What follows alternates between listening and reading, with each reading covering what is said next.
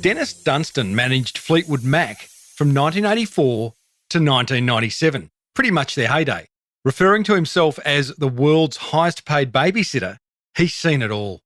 From arranging a private jet so Lindsay Buckingham could enjoy his favourite takeaway, to making sure the band never missed a gig, he nearly succeeded. Dennis knows a thing or three about managing a successful business. It's time to go your own way on episode 633 of the 13-year-old award-winning Small Business Big Marketing podcast. Well, I said, welcome to a small business marketing show where successful small business owners share their souls to take your marketing straight to the lead. Now, here's your host, Mr. Timbo Reid. And welcome back to your weekly dose of highly dysfunctional yet very effective marketing.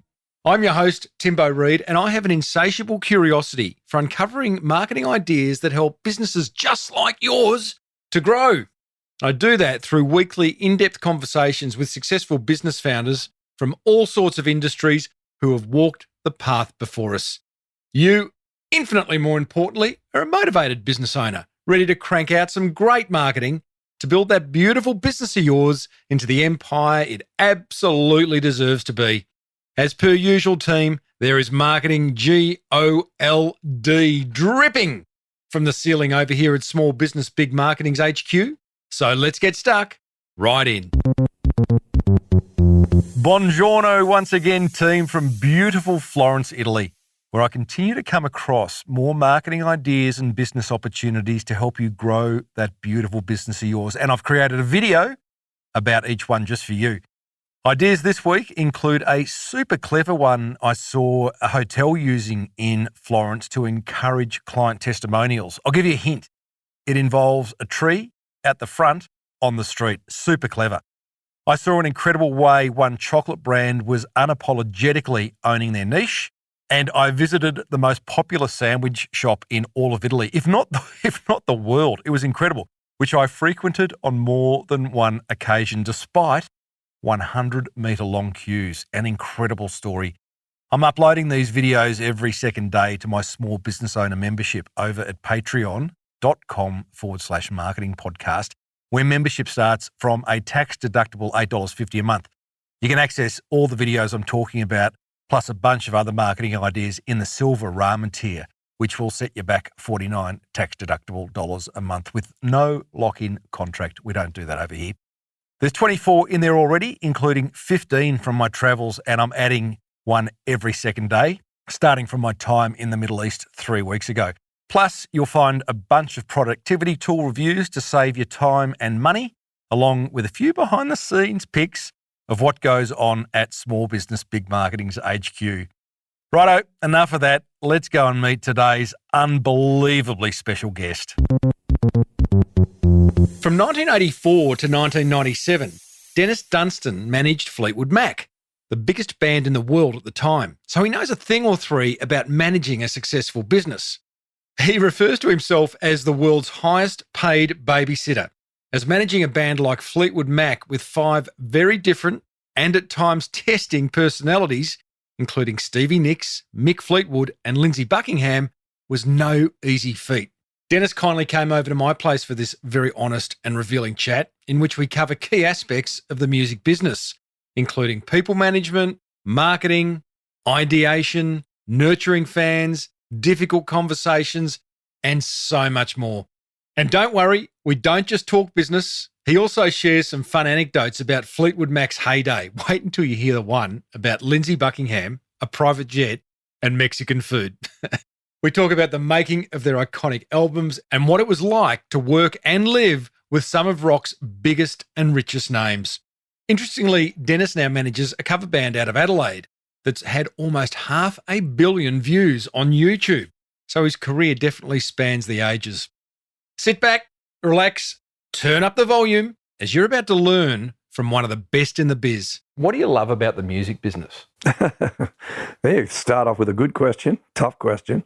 I guess it's in your veins. It has been for me since a kid. Once I first tapped away on mum's kitchen chairs and ruined them with a pair of homemade drumsticks, and I got a clip around the ears for putting cuts in vinyl. It means it was the music I was banging away to the Beatles and pretending to be Ringo, and that was probably when I was, 7 or 8, 9 years of age. Because you're a drummer by trade, aren't you? Yeah, I was a professional drummer. Session drummer. In fact, did you apply? What's the word when you go to get a position in a band? Audition. An audition. Did you audition? Was it Deep Purple? I did. I was going to be. It was funny. The bass player was playing in a band called Black Sheep with.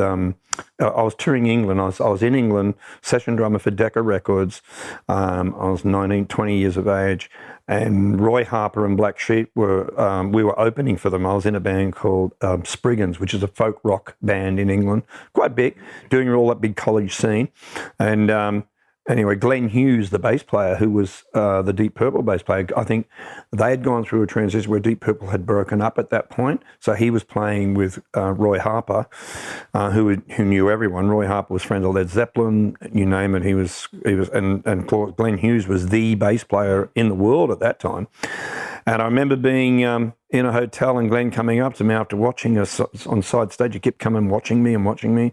He said, "Hey man, I'm going to LA and there's something on the go and I'd like you to come and audition for the band." And I go, "Yeah." I said, "Well, go ahead, let's talk about it." And I said, "Can you tell me a bit about it?" "Oh, not yet, but I'll let you know about it as it gets." So near the end of the tour, which is about another 2 weeks later, he said, "I can let you know now that the audition is I'm putting together Deep Purple again." And my eyes light up. And believe it or not, the day after him and I spoke, and I said, "Yeah."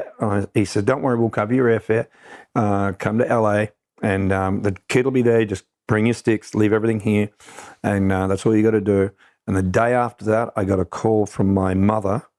The phone rang, an urgent call. My landlady said, "Dennis, that's your mum's on the phone from Australia."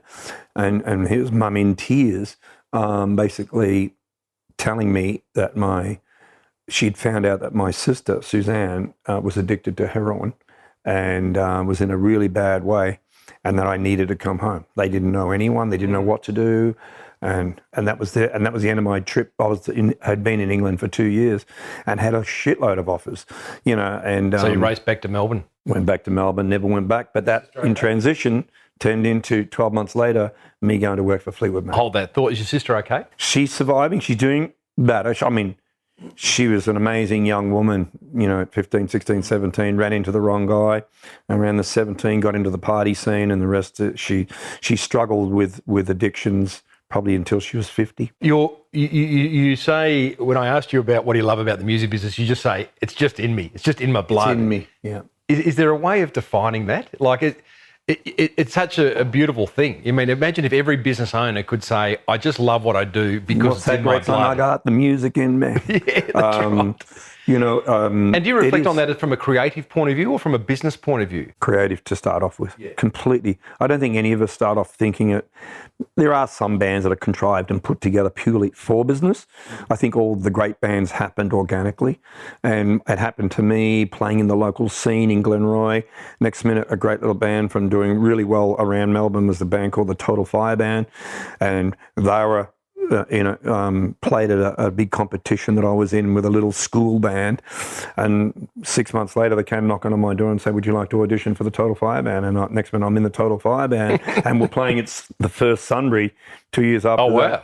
Yeah, Total Fire Band was on the bill with Billy Thorpe and everyone else. So I'm thinking this is around 1980, Dennis, but an extended hospital stay following a beating from 3 blokes. It was earlier than 80. It was earlier than 80? It was the mid-70s, and But that led you to becoming Fleetwood Mac's I was coming home. road manager. Yeah, indirectly. The beating, growing up in Glenroy Broady, as they call it, Broadmeadows, was not an easy life, but I loved it nonetheless.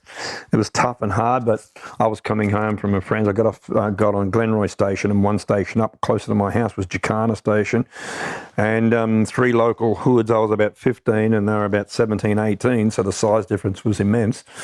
And also 3-on-1 with a cricket bat wasn't very good odds. So I ended up being in hospital for about 3 weeks with everything broken, all my teeth and a fractured jaw and concussion and all sorts of stuff. But when I remember when I came out of a heavy sleep or coma, whatever you want to call it, I remember laying there thinking, this will never, ever happen to me again. And that's when I thought, I'm going to take up martial arts and start to learn how to fight here. And that's what I did. And it was, even though I was playing in bands, so when you got long blonde hair and you've got, your name being written on, I love Dennis at the school thing, and a lot of the tough hoodie guys hated you for it. And you're playing in a band, you were everything that they weren't going to be.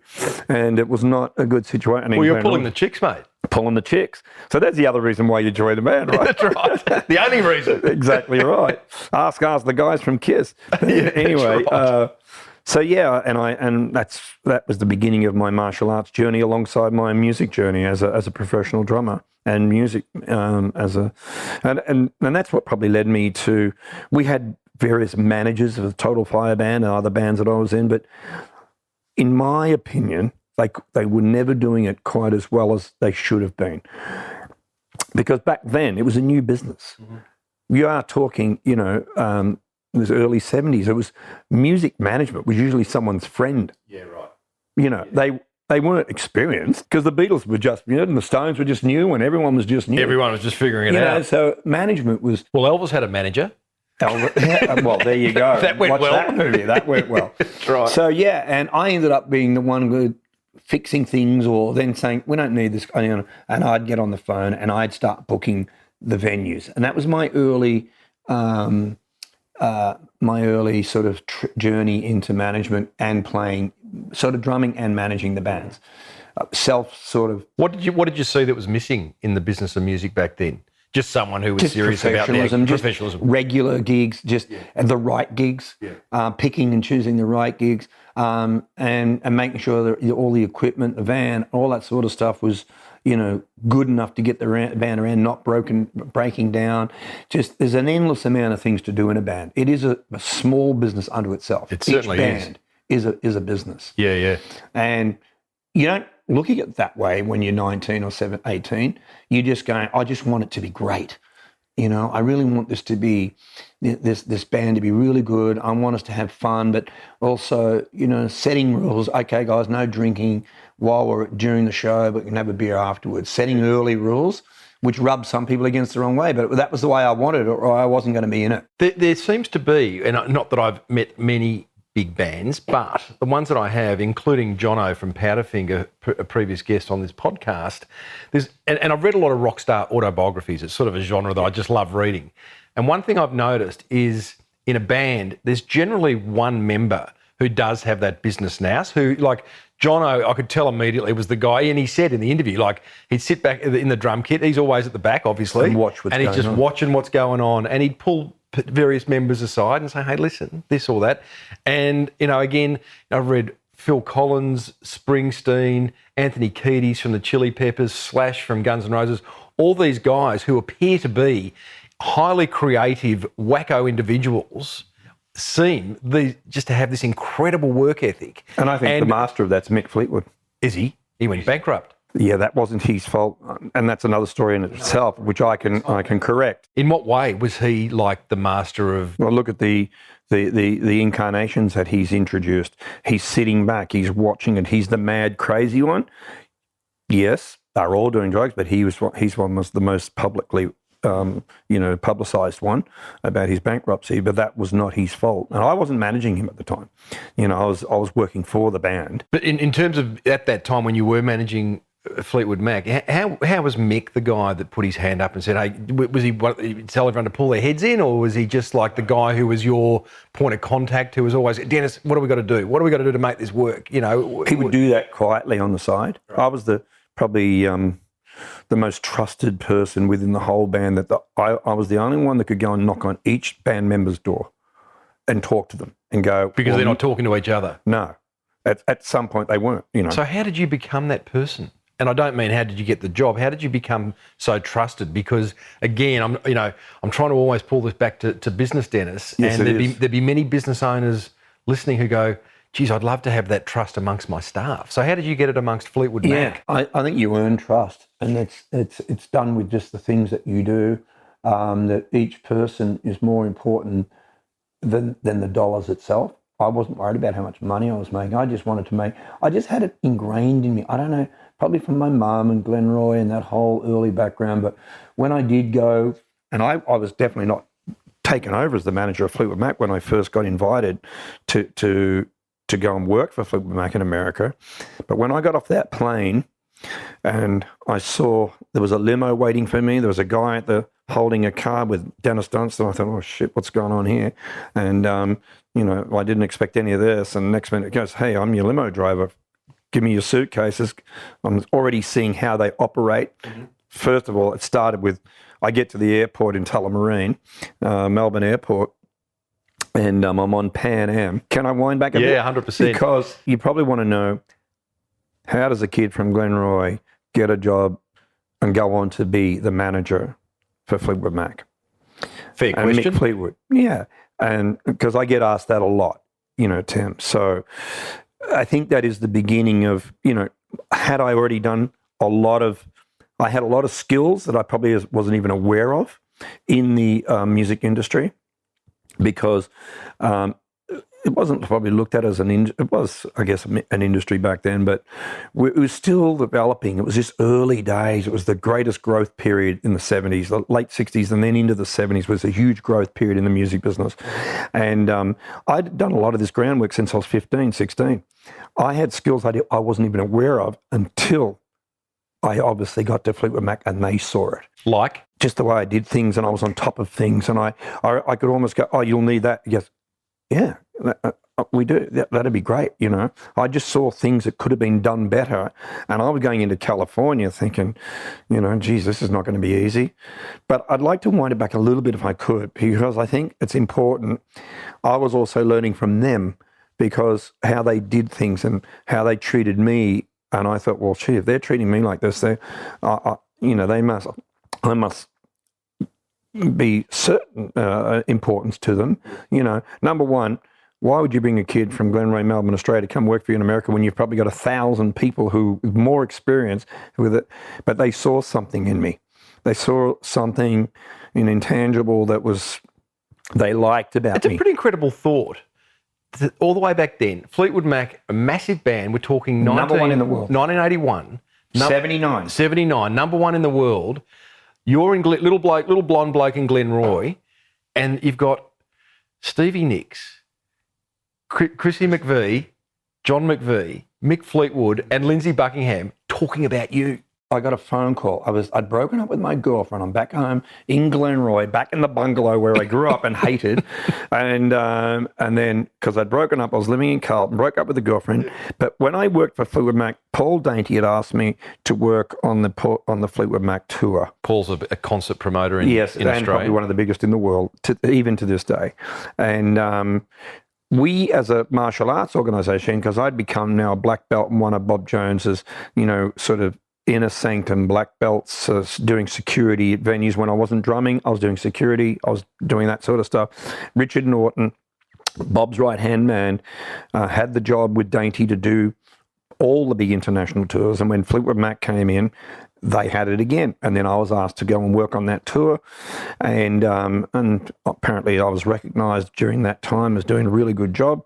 And we got to Tullamarine Airport, and I get the invitation to say, hey, have you had a good time working on the tour? I said, oh, absolutely, brilliant. Would you like to come and work for us in America? We're going to have a 2-month break. Then we're going to continue the second leg of the tour. And I went, wow, that'd be great. Never thought I'd ever hear from them ever again. And of course, my mate's again, you have bullshit. Yeah. So anyway, I'm back home at mum's, out in the bungalow. It's pouring rains in the middle of winter, and June, July, or something like that. And next minute, 3 o'clock in the morning, bang, bang, bang, there's a pounding on the door. And I'll go, Dan, it's Mum. Mick Fleetwood is on the phone. I mean, that's like getting a call from John Lennon. I said, Mum, it's just my mate's taking the piss. She said, no, I heard the beeps. Beep, beep, beep, beep, beep, beep, beep. That's when an international call came. And I went, oh, shit. All right, I'm getting up. And got up, went outside, because back then it was one phone in the middle of the house. That's how it was, you know. And got in, I lay down, and there was Richard Norton and Mick Fleetwood on the phone. Richard was over there. He's working for Linda Ronstadt. And they'd asked, and Richard said, look, I think Dennis would be great to come and work for you guys. And Mick said, yeah, we remember Dennis, and let's get him on the phone. And so I come in and he goes, hello, Dan. Well, first it was Richard, and Richard goes, hey, D, how are you, buddy? I said, great. Sorry to call you at the middle of the night. And he says, well, I've got someone who wants to talk to you. And hands out, hello, Dan, it's Mick Fleetwood. You know, it is literally like you're talking to probably the or one of the biggest rock stars in the world at that time. Yes. And but I was never overawed by it because I'd been in the business, but it was still exciting to get it. And he goes, do you want the good news or the bad news? And I said, well, give me the good news. He says, well, would you still like to come and work for us in the States? And I said, yeah, I'd love that. I'd be brilliant. And I said, well, what's the bad news? Your flight's leaving at 11 o'clock in the morning. They had already booked it, your flight's, because Richard said, don't worry. He's not going to say no. He's not going to say no. They'd booked it because they wanted me there with 24 hours later. My role was personal assistant to Mick and head of security. So I was coming in to be the head of security for the... And I can tell you that put a few noses out of joint because all of a sudden I'm coming in, people were getting fired. And so I had to come in and, you know, I get to Tullamarine Airport and Mum drives me over and I'm in line there, got the old denim jacket and the best pair of boots I could find on and a pair of jeans. Yeah. And back then flying was still quite exclusive. Yes. You are talking Dress 78, up. 79. Yeah. Everyone was dressy. And you know, I didn't have a suit like that or anything like that. So I was jeans and T-shirt. And that was okay. But for where I was going to be sitting, right, where I thought I was going to be sitting. And next minute, this gorgeous Pan Am girl's got my name on a thing going, she says, I thought, oh, it's been cancelled. This is it. This is where they're going to say, sorry. They've had a second thought. Just joking. Sorry, we're looking for you because unfortunately, you know, you're not on the flight. And she says, oh, we've been looking for you everywhere. You're in first class. No. Oh, yeah. So off I go to the lounge and I'm sitting there and there's nothing but black suits and main 95% men and a few women and they're all lawyers or they're all in finance. And I get on the flight and I'm sitting in there and I'm sitting next to this guy, you know, and he said, well, so what do you do, young man? Like I'm sitting there and I go, well, I'm actually in the music business and I'm going over to work for a band in LA. He goes, oh, what band? I said, Fleetwood Mac. He just nearly dropped his lunch. And next minute, they all know each other, these guys. Yes, right. They all do the club. The New York Stock Exchange, LA, and then New York. Yeah. That's what they were doing regularly, probably once a month. And anyway, I remember Bob, he stands up, he goes, clink, clink, clink on his champagne glass. He goes, hey, ladies and gentlemen. No. He did. It says up in first class. Mid-flight, first class. He goes, I just want to let you all know, the young man, you probably all think, what does this guy do? He says, well, I'm telling you, he's going over to work for mine and probably all of your favourite band, because Rumours was number one everywhere. Yeah. And he said... he's not going to rob you. He's not going to hurt you. He's our friend. And he said, he's going over to work for Fleetwood Mac. Oh, and they all applauded. Yeah. And what a great story. It was a fabulous time. And I remember the stewardess, which at the time I thought she was absolutely gorgeous. Come on, Dennis. Keep it clean. But at the end of the day, I will tell you that I think I took her home at the end of the flight. Ah, I love it. Let's rock and roll. The next minute, they cranked up Fleetwood Mac on the speakers. Oh, what a great start to a career. And then I'm drinking champagne, and I never drank that much then. And I'm just thinking, wow. So anyway, I end up having a big sleep, get to LA, and I get off. There's the limo driver waiting for me, and the first port of call in the limo was the Beverly Wilshire Hotel. They had me there for 2 weeks. No. And then the doorman comes up to me about an hour and a half after I've checked into the hotel, because the next day I'm going to work I'm going down to Sunset Gower Studios, and that's where the band was rehearsing. And there was a big studio there. They're film studios, and they deck them out. That's where the big bands rehearse. Big sound studios. Yeah, so they can be soundproof, but big stage, all the lighting rig, everything in there that you see stage. Full on. So they rehearse in private. And I was going there the next day, and the doorman comes up to me, or the maitre d' comes up and he goes, "Oh, Mr. Dunstan," he says, "Oh, got something for you." He says, "Here's a set of keys." I goes, "What's that?" He goes, "Oh, there's a car for you in the car park waiting for you." And I go down, there's a convertible Mustang, brand new, waiting for me to drive for the next 2 weeks around LA and to get to and from. You appear to be a very level-headed fellow, and what you were then is probably what you are now. How did you keep all this in check? Because we're not even 24 hours into LA, Dennis, and all of a sudden I'm like, first class, Beverly Wilshire Hotel, a new Mustang, Fleetwood Mac on their soundstage rehearsing for their friggin' tour. I mean, how does one keep that in check, not let it get to your head, and actually do the business? I think it was all the hard yards I'd already done, and whether it was at home, a sister situation, just growing up in Glenroy, and then going over to England for 2 years, and then grinding it out on the road, and I just went, wow, this is how the big boys do it. This is the real deal, and I think I'm glad it happened all really quickly and I didn't have too much time to think about it. I had to think on my feet. I also thought there's no use going in there feeling intimidated, but I didn't go in cocky. I just went in just being myself. And I thought, well, they asked for you. They asked for me. When I rolled, I never forget, parked at the stair, went through the guy at the gate at the Sunset Gower, just like going into Hollywood movie set. And then you get transported, there's the car park there, you get the little map, and I rolled out, and there was the door, and there's a guy standing at the door, and he was one of the existing security guys for Fleetwood Mac. And here comes the new guy. And much to his credit, he was as nice as pie, and he was great. I can't say that about all of them, because in the end I had to fire half of them. But he goes, "Hey, Dennis," and his name was Greg Thompson, and Greg was a wonderful guy. But he said, "Come on in, I'll introduce you and say hi to everyone." And so I came in, and they were on the stage rehearsing. And when I walked in, they basically got to the end of the song, and they all got up and they all came over to me and said, "Hey, welcome to LA." And the next minute was back on the stage and "Make yourself at home," and their road manager at the time was a legendary English guy called John Courage, and sadly John's passed away in the last few years, but he was, he was their road manager from the early days from England, and he was living out in LA, and but John came up and said, "All right, here you are, you're in LA," and he was English, so straight away there was a connection. Yeah. Well, Mick's English, Christine's English, and and that led to, and funny you say that, because that connection was really important to them, and especially Christine and I became very, very close early, and Mick and I don't know what it was. It is that English Australian thing. There's something about want to talk about that. We're going to go all over the shop here, but it's they're all great stories, Dennis.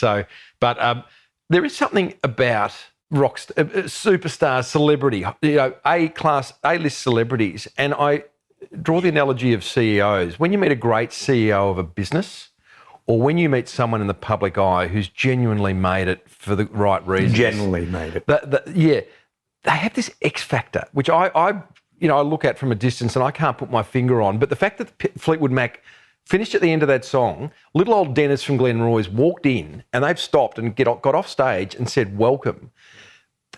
That sounds a very little thing, but if I look at business and I look at some people that I've worked for in business or observed who are absolute pricks, and they wonder why they're miserable, or they wonder why the business isn't going so well, it's because they're not personable, or I don't even know if you can learn that X factor that I'm talking about. Do you know what I'm talking about? Have you observed That's why there's very few actual super groups or in our industry, when you think about it. Or super CEOs. Super CEOs. And that's why they're so in high demand. They're usually great people persons, or they're just... They've got all the worries in the world, but the good ones have all the time in the world for anyone. And that's admirable. And look, I had to deal with Fleetwood Mac. It was 5 celebrities, especially... 5 CEOs.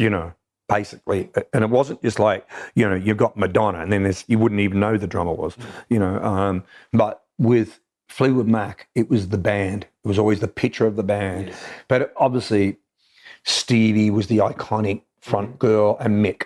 That's why they're on their images. So they're the most recognisable. You know, we would actually have to shut, if we were going to go shopping with Stevie, we'd actually have to shut down, you know, the shop and say, she'll come in at 6 o'clock, there'll be no one in there, bingo, because it becomes a nightmare. But getting back to that point about, you could feel it when you walk in and the enormity of it. It's just their personalities, their charisma, it's so huge. And you go, I can see now what everyone sees, well, how big they are. And this is why they're called stars. They're stars. They're real stars. And it's the real stars with real personalities and real hearts that stay the course. I imagine, Dennis, there are stars in the music industry that are absolute pricks. And you wouldn't want to meet some of them. I'm not asking you to name names here, but they are stars. So it doesn't always work to be highly personable and really nice, but I think in the long term, it probably does. Oh, it does. It certainly does. And some also put on a persona because they've learned to distrust so many people. So you'll find that. And I think that's where it wasn't just, oh, here's carte blanche, here's the checkbook. You know, I was only being brought in for what I thought was going to be 3 months and a tour. And then, thank you very much. You know, it's been great having you. And I was called into the office at the end of that tour in New York. And they said, you know, this is 1979. 79, early 79. And the band had a band meeting, and they said, look, we're all going home after this show, and we're all, you know, going to be going back to make a new album, and da-da-da-da-da. And they said, have you had a good time? I said, oh, I had a great time. It's been fabulous.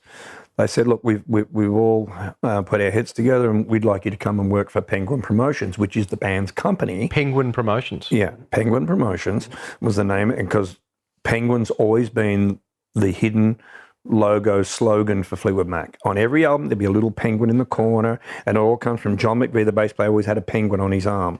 So that penguin was the name of the company. And I said, wow. I said, yeah, but I don't have a visa. They said, don't worry about it. You'll have a green card in a month. And they said, are you in? I went, I'm in. So now I was working for Fleetwood Mac. There was a transition. They were having holidays, and they were just going to go and do their own thing. There were no solo careers per se at that early point.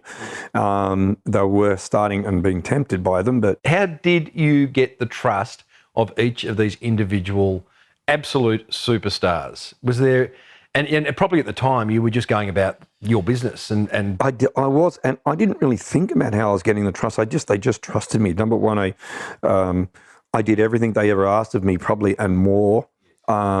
I ended up being in such demand, it did create some conflict for me, because it's important that I wind back a little bit here, because Christine said to me, hey, you know, you don't want to be staying in a hotel or in a motel all this time in between. I've got a little room at my house. Would you like to come and stay there?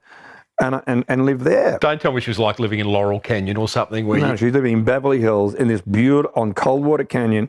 And I said, that would be great if it's okay. She, absolutely, being English, you know, because her and I clicked on the road, as with Mick, because I did stay for a month at Mick's house in Malibu, and then he was selling it. And then Chris says, look, I've got a room at my house, come stay with me. And here I am being invited to come and stay at Christine's house. And I roll up to the house and I walk in, and she goes, oh, this would be your wing down here. I had a whole wing, a living room, bedroom, and then there was a big central kitchen, and Chris was up the stairs and down that end. And we just clicked it off. You know, there was a housekeeper, there was a bookkeeper, there was, you know, all of that sort of stuff. But her and I would love our Sundays when there no housekeepers in it, and we would cook a roast together, and we would do things and laugh, and we became really, really, really flatmates, close. mate. We were mates. And I was never in awe of them. I respected them, but I just treated them like humans. And I think they loved that. Everyone else was just, and at that time there was heavy drug use around the industry, and the band was realising, okay, we're doing drugs, but the staff are doing more drugs than we are. And in the end, you chose not I think to, that your question, I've never done a drug in my life. Even a lot of people can't believe that someone that worked so many years with Fleetwood Mac, one of the biggest, well-known drug-using bands there were, the cocaine and alcohol, how could I not do it? But I just was Can I ask a very naive question? And please, I'll have to write down where we were with that because I want to come back to the top of that rabbit hole. Drugs are illegal, right? This is totally naive of me. Mm-hmm. And we're not talking weed here. I mean, weed's one of them, but we're talking hard drugs, right? Yeah, cocaine. For the average person, it's very, well, I don't even know how hard it is to get cocaine because I haven't done cocaine, but it's very illegal and it is all around the world. How does it, and I guess I know. Well, each promoter has a source. Right. And this band, we had a guy that would roll up. I never knew what his job was for a while until I saw the little packets being, and then I realised, I thought to myself, no wonder I don't like this guy. But anyway, that was his job. Guy, I'm just interested in the logistics of that. Does that guy go direct to Stevie and say, here's your baggie, or no? It would go to the road manager, John Courage, and John would then distribute it or give it to, and then when they went home, they would all have their own individual suppliers. Right. So they had their trusted suppliers. But what they loved about me and they learnt about me was that even though I knew they were doing it, they also looked up to me. They knew about my martial arts background and they were now starting to discover about my music background. But I never told them about my music background initially. I didn't come in and say, I'm a drummer too.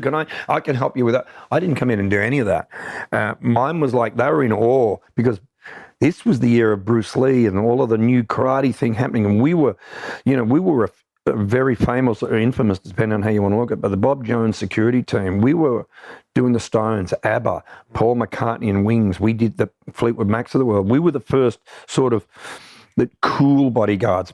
A lot of the bodyguards in America at the time and security people were ex-Vietnam guys, suits and thugs and a bit sort of, we were the denim jeans, T-shirts, good looking, well, some of us were. Some of you. I didn't get blessed with that stick, but you know what I mean? It was a very new, cool, and we looked like band members, but we knew what we were doing.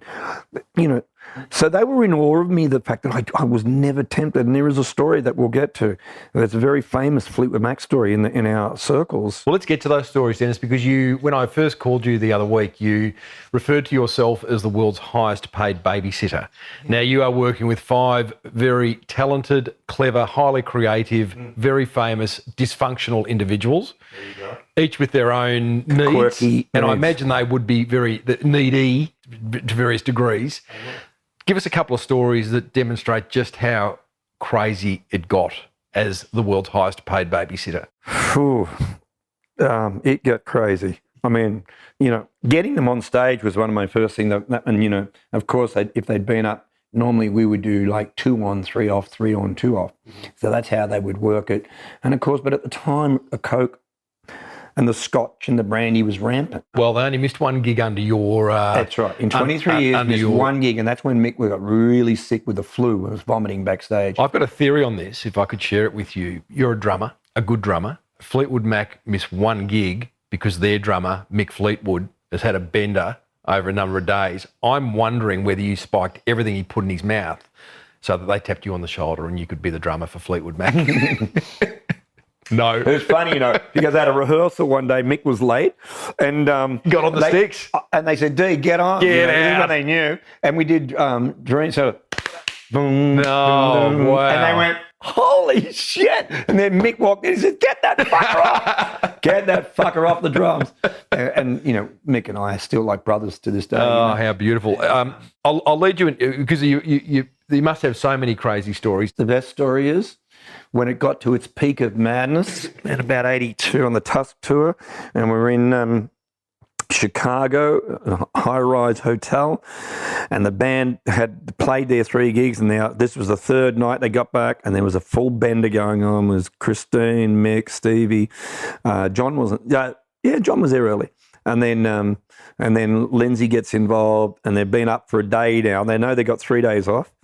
So sometimes they'd be up for 2 days straight, And D, get that, and I'm going in and out. Hey, you need room service, making sure everyone's okay. And by now, I'm controlling everything. I had the security at the doors and stairwells down at the elevator, because everyone wanted to come and try and bump into Fleetwood Mac. So you had every hallway, every stairwell, every elevator covered, because also, number one, police and cocaine and drugs, and then you got overzealous fans. John Lennon had just been killed and shot. So the paranoia level was huge. So security was never at a more premium. But this is a funny story, and that somehow the story about me never doing drugs, and they were well aware of it, and being a fitness fanatic and all of that sort of stuff, finally they said, don't worry, everyone can be bought, even D can be bought. I went, nah, So over a 3-day period, they set the they challenge. started gold Rolexes, cash. It got up to $30,000 As the bet. Meaning you do one line, and there was the Coke on the glass, on the mirror. And it's all yours. You do that's all yours. That's not very cool, but I suppose back But then... they thought it was funny then. Yeah. And now it's just become one of those respect jokes, like, can you believe he never did it? And that's how much we love him. Yeah. And I think that sealed my fate in a way, in a good way, is that he never did it, and they've respected me ever since, and they've never forgotten it, ever. I want you to tell the story in a minute about Lindsay Buckingham wanting some Mexican food. But before I do that, wow, it sounds an expensive business to run. That's an obvious thing to say. But again, we talk about a band being a small business. Defining a small business, there is a turnover component to that. Fleetwood Mac were a large business, but they were a business, right? But it's still a limited amount of people. Absolutely. It is quite a small business. So, I hear you describe, we've got security guards on every entrance, we've got this, we've got that. The overheads must have been just huge. And I'm guessing the 5 band members each had an assistant. Each had an assistant and an allowance, or like... Oh no, everyone was on a pay packet, but you got to remember... They literally get a salary, do they? Each person on the road is getting... And then when I got into... I would then arrange with the local promoter, I need an extra 10 guys, to do security here and there or whatever. But on the road, it was a touring party of about 50 of us in total. That's when it got to that point where it's private jets, tour buses for the crew. Individual private jets, or...? Well, there was 1 or 2 times that happened where we got the 5 Lear jets because no one wanted... They were just, that's another story. But, yeah, I had to organise 5 jets, and they all wanted to be in their own jet. But that was a bit of a piss take fun time. But we had a beautiful Block 111. It was a Vegas jet owned by the MGM Grand, and that was just... We had various planes over the years, but it's big because you can't get going through public airports when you're the biggest band in the world. Just still looking, and I'm being naive here, and I know these guys make good money through record sales, album sales, concerts, merch, all that stuff, and I'll come to the sort of business model in a minute on that, but it just seems the economies of this business just seem out of whack. Like private jets, expensive hotels, masses of security guards, all these things. Got to be a lot of dough coming in to afford all this, doesn't it? Which obviously there was. You got to remember, it's Fleetwood Mac, and you're making $1 million a night, right? And your overheads are $80,000. Yeah, okay. So there's a lot left over. Yeah, even with all that. Did the band have business meetings where they sat down and here's the budget? Loosely. We'd have the accountant come in. And there was a time, and that's when, sadly, John Courage, the long-time road manager, and I was now assistant road manager, sitting in under John, and he ended up being sadly fired by now, by this time, come the mid-'80s, all the band members had their own accountant business manager, right? And then they all got together and said, well, hang on, there should be more money than that. And just getting back to your question. So they all started questioning it. And then they went through the books. And of course, there was drugs being bought. There was this being bought. There was that being bought. And decadence was just a rife, like, we'll get to that story later on down the road. But there's so many stories because Stevie wanted to have a baby grand piano in every hotel room. Some of those hotel rooms were 30 floors up. I had to arrange it. That piano is going in. That's what she wanted. It was her crazy decadence at the time. But at the end of the day, that's where I learnt you got to learn how to do anything and everything. It's America. This is big. And if you want an elephant with pink spots on it, you get an elephant. You with seen pink Pulp spots on Fiction? it. Yes. Have you seen what's the fellow's name at the end where he has to come in and clean up the murder? Is it they call it Mr. Wolf or he was the fix-it guy anyway. Yeah, the fix-it. Were you like that? I was. In fact, that's how I got the trust for him. I was Mr. Fix-it on everything. It was just get Dennis to do it because I was the trusted one to get it done. I was sober. They were all the staff were out of control on cocaine, drinking weed. It was either weed or cocaine or alcohol. And I didn't do any of them. One of the biggest issues I see in many small businesses is their inability to take action. That's not true because they're busy people, but they often get caught up in stuff that's not going to move their business forward and forget to take action on the important stuff. You were an action taker. It helped that you probably had a blank checkbook, so money wasn't the issue here. And often money is the issue, right, in business. But yes. Is there any other mindset insight that you can give us that allowed you to just go, I don't see a problem. I don't see a blockage. We're going to get this fixed, whatever the problem is. And that was one of the instructions to me. When we want something, just get it done. And you knew that if you couldn't get it done, they will get someone who could get it done. So my job was, you make sure this shit happens. And of course, I was the protector. I was their guardian. I would help them put their kids or if their family members into schools and get them from school and picked up. I mean, I was doing everything for them. And including then negotiating the deals with Mo Austin at Warner Brothers, So yeah, that's what you did when you weren't working. Mick would say, "Oh, look, can you make sure that the girls have been, And of course, you just didn't go. Well, I don't do that. No, don't say that. I was Mr. That's not my job. I was Mr. Fix-It. It's one of the ugliest phrases in business. That's not my job. That's not my job. I can't stand that. Was there something, Dennis, where you just had to go up to one of the band members and say, "Listen, I just can't make this happen.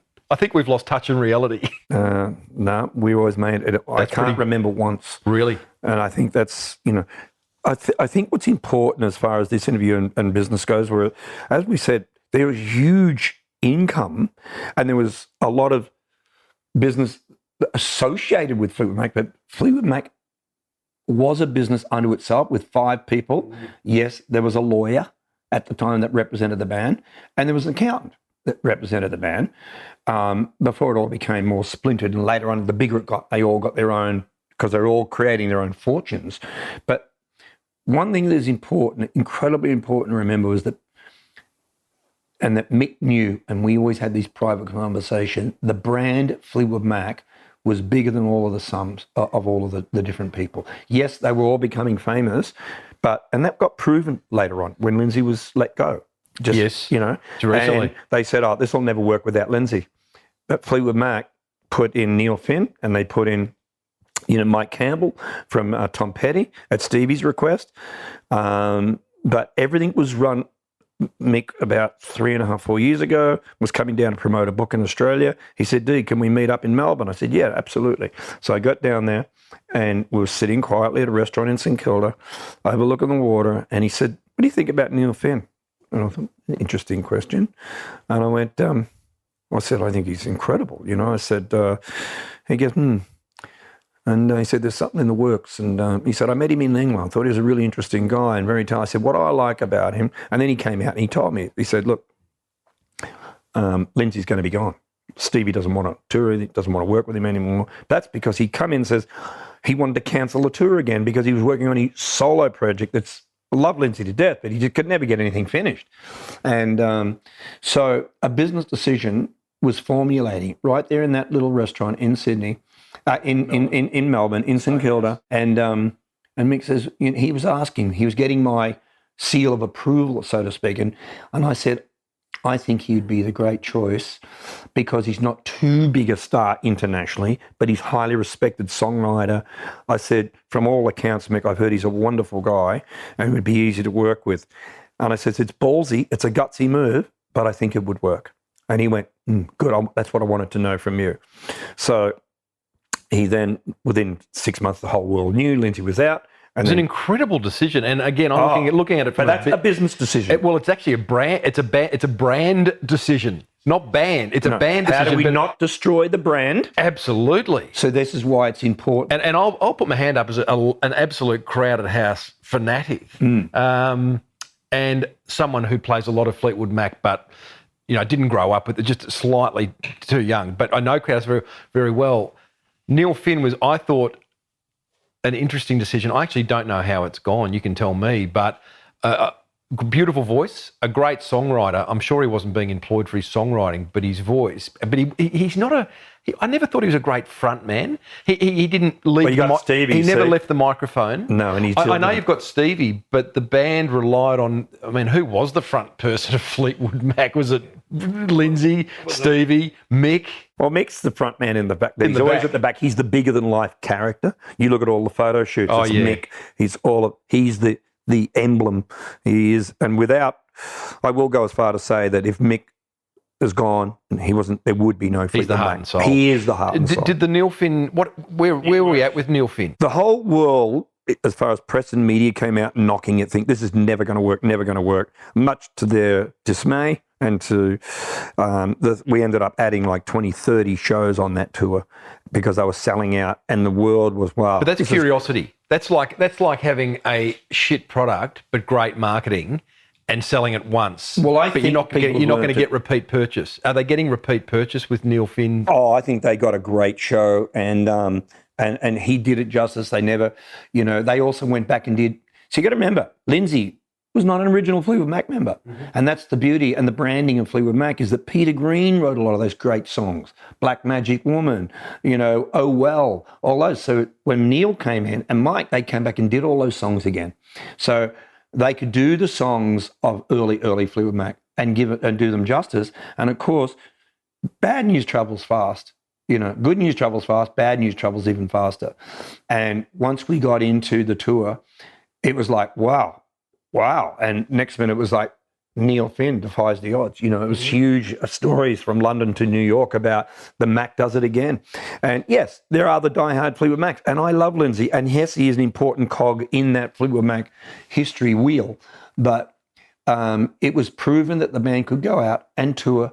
And I know Lindsay ended up having a heart attack.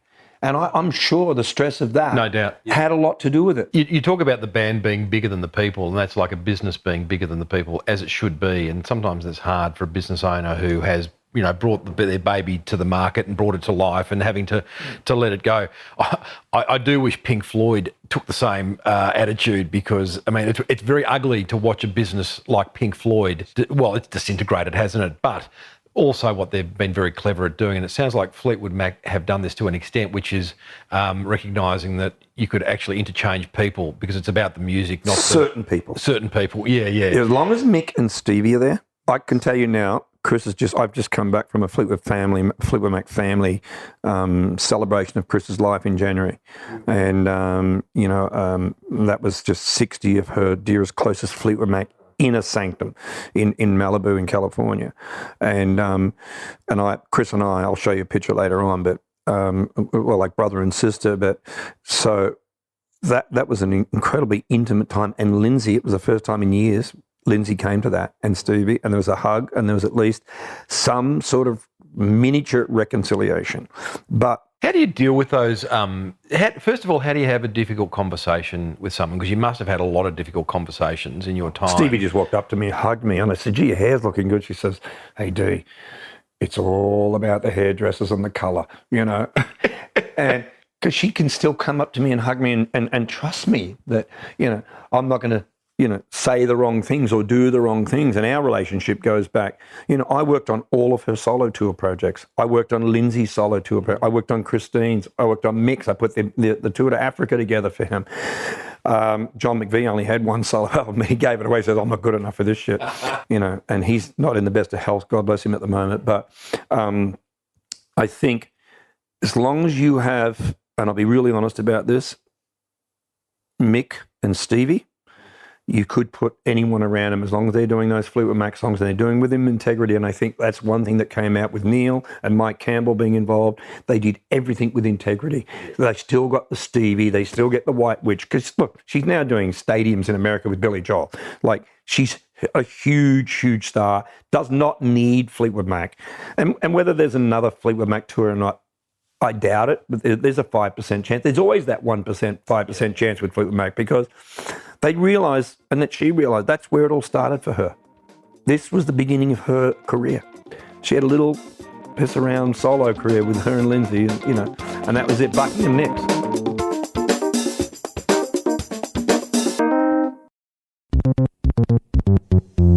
Tell me about Lindsay Buckingham and Mexican food. Well, and Lindsay is a strange character. He never bought anyone a gift in his life, you know that? Really? Oh, no, he doesn't. Christmas time, Chris would be out, everyone gets presents, everyone gets from each other. Lindsay doesn't buy anyone anything. He's very rarely... Did you ever ask him why? No, I don't know. I don't think I'd... Why don't you ever buy anyone anything, Lindsay? But he was always very generous with me, and he wanted me... He was going out to do... I actually even play... There's a flying V on the Trouble video, and I'm one of the drummers with Mick, and I'm one of the drummers in there. There's 5 drummers and there's 5 guitar players. And but Lindsay and I always got on well. We used to love going down to Trader Vic's at the Hilton, and he loved Mexican food and he loved Trader Vic's. They were his two, like, he would rub his hands, go, oh, D, come on, we're going down to Trader Vic's, and get a scorpion, which was a bowl, like a fish bowl, full of this tropical drink, and you'd all have a big straw and drink out of it. But we're on tour, we're in Austin in Texas, and we're in a private jet. We had a day off, and the next day we're playing in Houston, and he says, calls me up at about, 11:30 a.m. I guess. Man, he says, I'm craving Mexican food, and I've always wanted to go to that place, Herrera's. I said, but that's in Houston. He goes, I know. And he goes, I said, so I don't know if there's any flight. He says, tell the captain we want to take the jet, Houston, and on the private jet. And I said, and here is a guy that never bought anyone a gift I can ever remember in 25 years, 30 years. And I said, that's going to cost about 20 grand. Don't worry about it. I said, call the captain. He goes, okay, I'll see if I can get a flight path. I see if we can do this, so they have to get time. I mean, it's not easy. Yeah. You can't just go, get the jet it's not like hopping in a car. Oh, you've got to get there. Departure time, all that sort of shit, clearances and God knows what. Anyway, cut a long story short, we're in the jet, 4 of us, flying Dennis Mays, Richard Dashett, me, and I've still got pictures of it. We get to Herrera's, it's called, in Houston, and we've got to play there the next night in Houston anyway. Couldn't wait a day and go earlier. No, he wanted to go that day. And this is the... Was he off his chops? No, because, he loved smoking weed. Right. Lindsay never did cocaine. He was a weed smoker, a heavy weed smoker. I guess so. So he's quite relaxed about the decision. Totally relaxed about it, and didn't mind spending the 20 grand, nothing. And so we got on the jet, we get out there, and we arrive I had a limo waiting for us straight from the airport, straight to Herrera's, and we get there's like 20 people lined up. And I go, oh shit, here we go. So I got out. I said, Lynn, stay in the car for a minute. I pull out, and they all look, because this place was famous, but it was a mum and pop business, no alcohol served, just great Mexican food, right? And it was a real hole in the wall. And I roll out and thought, okay, I've got to think quick here. I said, hey guys. There's a big crowd. There's a massive line, is there? 20 people lined up to get in, right? And I go, oh, how are we going to get in, get out? Because we had a show in Austin that night, right? And I go, shit. So I said, hey guys, you're probably wondering who's in the car. I said, okay, I'm going to let you know on the secret. I said, it's Lindsay Buckingham. We've flown from Austin, from Fleetwood Mac. And I said, if you'll let us jump the line, I'll give every one of you a ticket to the show tomorrow night. And that's why it happened. So we what? And they all stood up. They would have been wrapped. And they were just cheering. And he got out of the car and he shook everyone's hand. Yeah. He went into the restaurant. We ate. We went out, got back and did the show. Got back for sound check and did it. He could have shouted them lunch. He could have shouted them lunch. Well, we gave him a ticket. Yeah, that's right. So while we're eating, I had my one of the sound guy go out and gave everyone's names and say, you write it, get everyone's name and put them on the list that come to the show tomorrow. Good on you. Where's the money in music back then? Because you are now managing a modern day band out of Adelaide, and let's get to that because they're massive on YouTube and it's a completely different dynamic, I'm guessing. But back then, the music industry from a business model point of view a revenue model point of view is very different. Concerts, merch, albums, licensing. Huge. Where was the big dough? In songwriting. And touring. Because the publishing, I was living at Christine's, and you'd hear the whistle, and she'd say, oh, dear, I think that's the mailman. So I'd go out, and I would, we were laying by the pool in LA, and I'd go out, and there was a check from BMI or ASCAP, They were the two big publishing houses, and I'd literally open a check up for 200,000 or 300,000, and there'd be two or three of them from around the world. The airplay royalties are huge to the songwriter, and she'd written a lot of hits. How did that work back then? They played your song on radio, and that was tracked by a... You might just say you might get 10 cents per play, and you multiply that by the hundreds of thousands, and Fleetwood Mac were probably being paid 10, 20 times a day on that one station, let alone, they were huge. So you multiply that by every station in the world, and, so that the publishing, it's all monitored. There are companies that monitor radio stations and airplay. And if you were to lie to that ASCAP or BMI, they would shut your station down. Yeah. So they couldn't afford to do that. They had to deliver their playlist. That money was then distributed. They'd pay money to play those songs, and then that gets distributed back to the publishers. Were they quite strict about who, as writers? It was only the writers that got those royalty checks, because I've had, obviously, Jono from Powderfinger, Mark Seymour from Hunters, very egalitarian bands where everyone was equal. Like, even not Fleetwood Mac. There were some songs, The Chain, Go Your Own Way. There was a couple of songs that the Mac shared. That was always a bit of a point of contention, because your writers. But we had a royalty built in for John and Mick.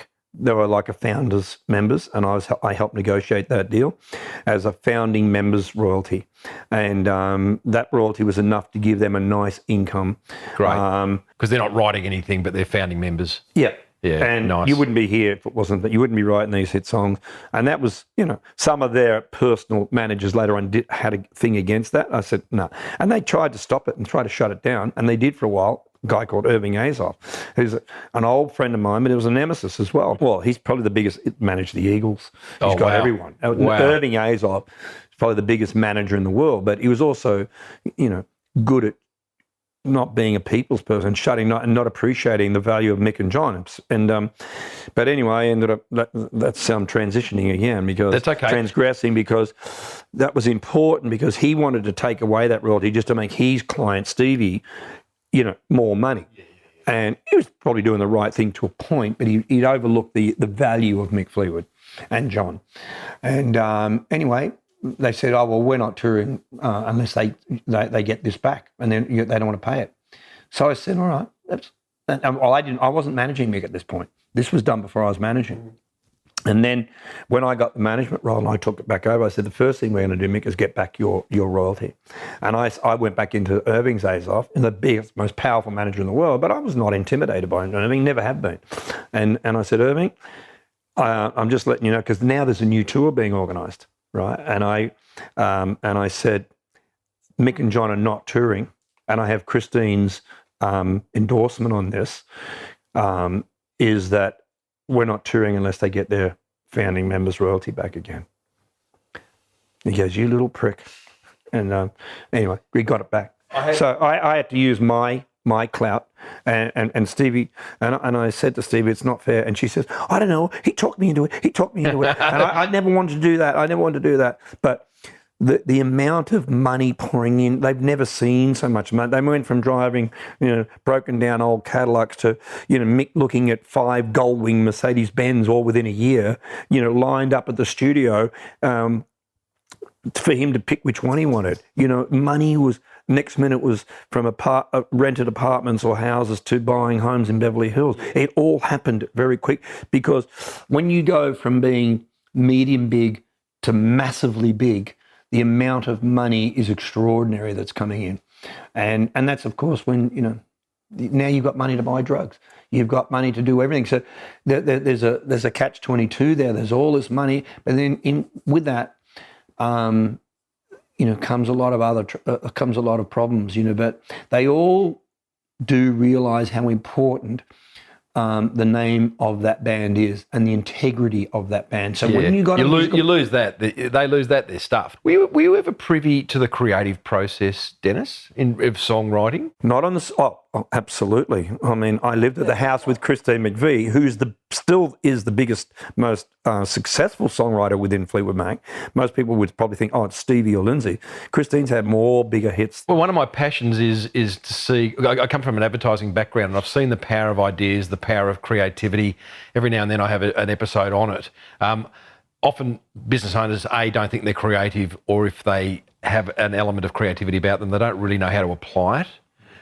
Because creativity is weird. And often if you ask an artist, where do your ideas come from? They just look for the next door. They go, well, I don't know, and I don't want to answer the question because that'll jinx me and I'll never write another song in my life. What did you observe in the creative process? Anything in particular, or how they went about it? Did they close themselves away? Did they go away? Did they always carry a yellow legal pad and writing lines down? What?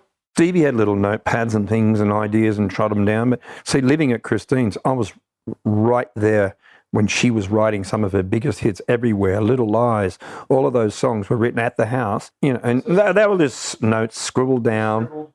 And then she'd have a little idea, and then she'd bring it in, and then Lindsay would then, because they were way back in the early days, they were together.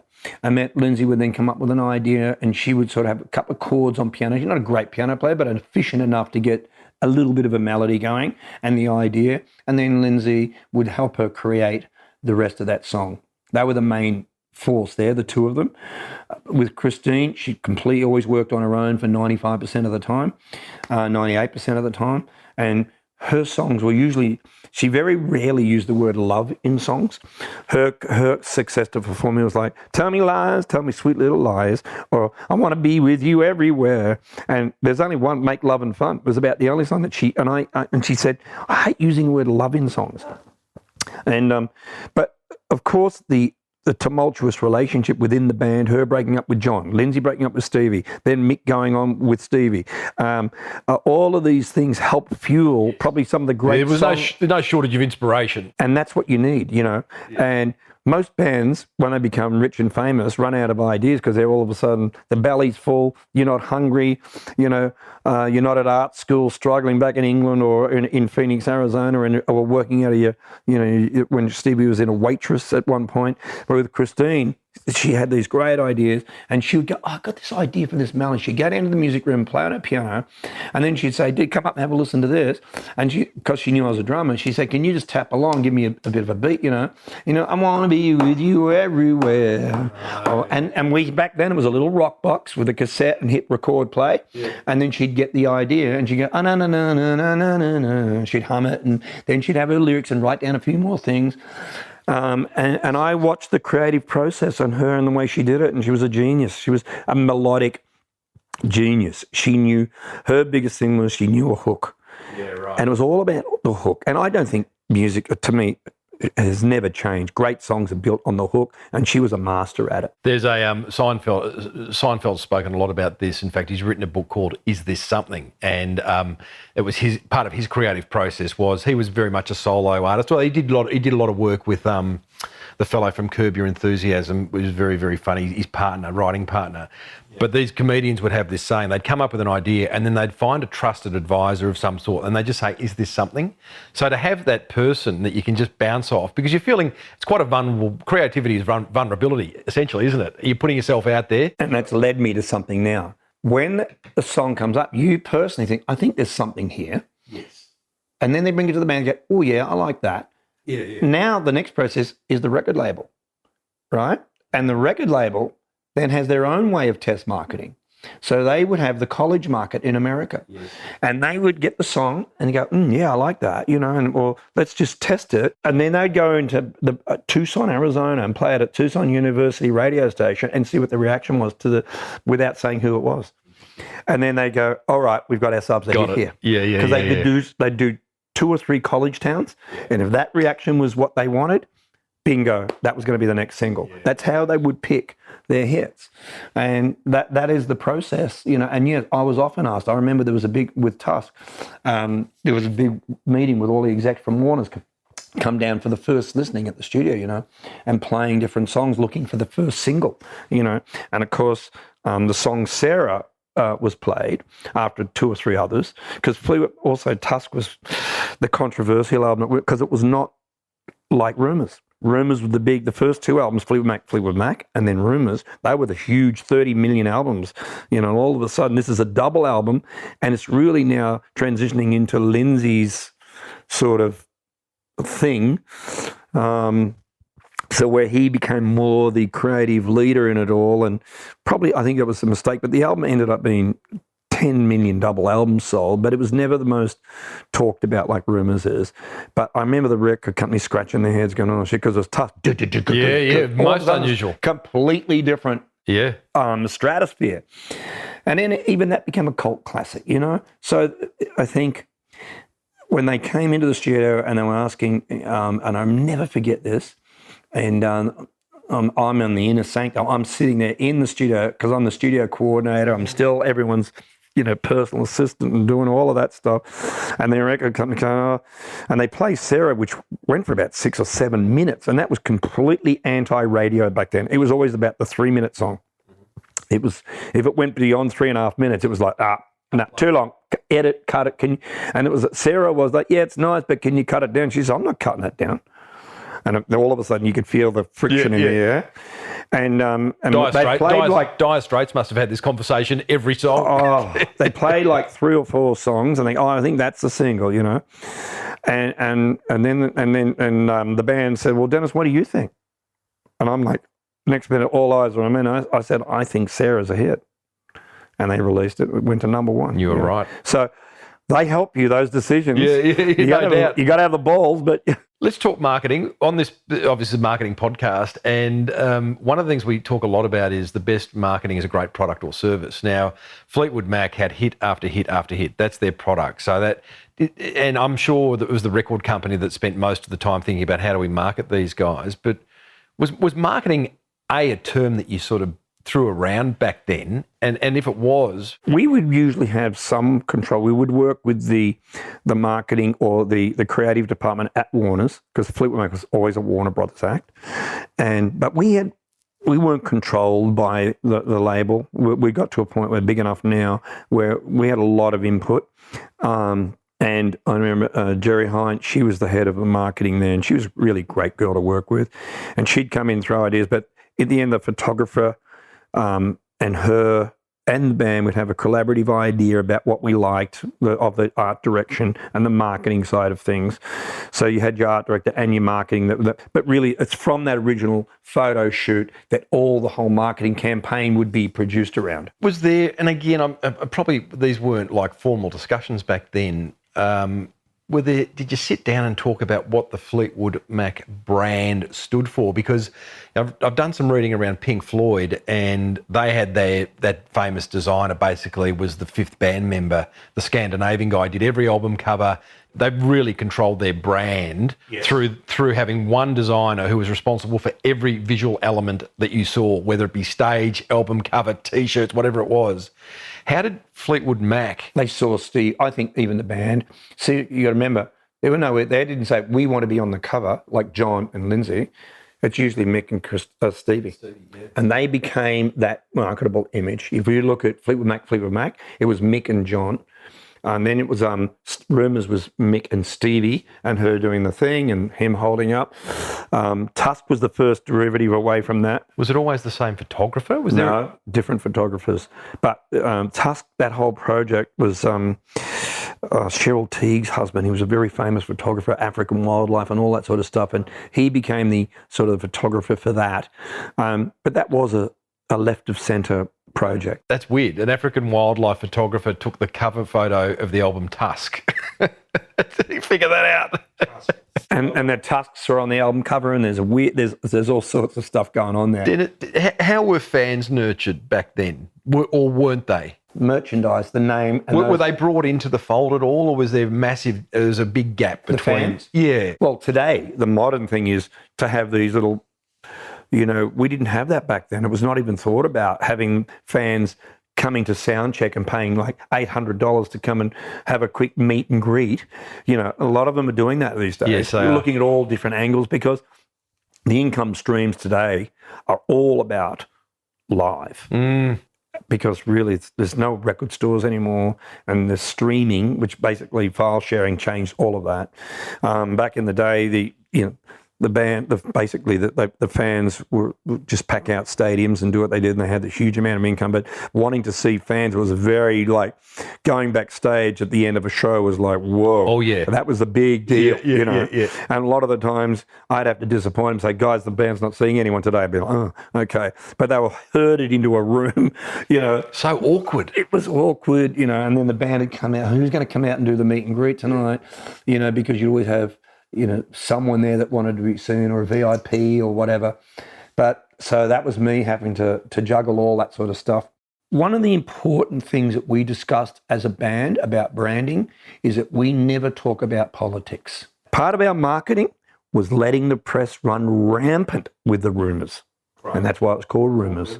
So when you say the marketing, was it contrived? To a point it was. We would release certain things like, you know, when Mick did a book and Stevie didn't, I'd go around and say, and she, I love the book. I said, no, I don't want you to like the book. How could you just say that this I'm pissed off and I'm annoyed? And of course, that kept our brand alive because we laugh about it because we just let, and then we'd watch it and we'd watch it just go like wildfire. Yeah. We knew it wasn't like, you know, Mick was caught out the back with 3 chicks. It was always about them arguing or not agreeing on stuff, and people just fed off it. So we ran with that. But one thing we did all agree on as a band, and you might have, you know, the U2s, they get up and do their political statements, and God knows with Bono and all of those, you'll never hear, and I still think that's also one of the main reasons why they've been, we've kept politically correct. In other words, we don't talk about anyone. Oh, we don't support that president. We don't support this. We don't do this. We don't do that. No one individual comes out. We all agree sitting at this table. No one comes up and talks about we don't talk about the Iranian or Iraqi war, Vietnam War. That's a brand decision. You'll never hear anything. And we thought that was an important part of our brand, and it's still to this day. Let's, dare I say, leave Fleetwood Mac. I've read somewhere where you were quoted as saying the music industry today is a mess. And you are now managing a band called the Hindley Street Social Club out of Adelaide. It's actually the Hindley Street Country Club. Hindley Street Country Club, that's right. It's much more sophisticated, Tim. Come on. It's not a social club, it's a country club. Which is fascinating on so many levels, Dennis. You're operating in a completely different industry with a completely different business model. This band that you are managing, who have over half a billion views on YouTube alone, close enough, are a cover band.